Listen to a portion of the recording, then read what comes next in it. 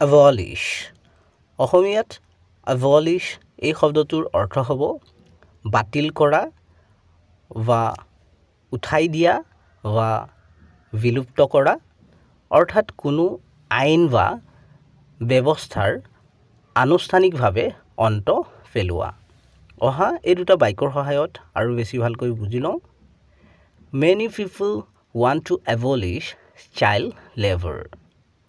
বহুতো লোকে শিশু শ্ৰমিক বিলুপ্ত কৰিব বিচাৰে The new leader plans to abolish the old system নতুন নেতাগৰাকীয়ে পুৰণি ব্যৱস্থাটো বিলুপ্ত কৰাৰ বা উঠাই দিয়াৰ পৰিকল্পনা কৰিছে চেনেলটো সাবস্ক্ৰাইব কৰি ল'বা কাৰণ এনে ধৰণৰ ভিডিঅ'বোৰ ইয়াতে পাই থাকিবা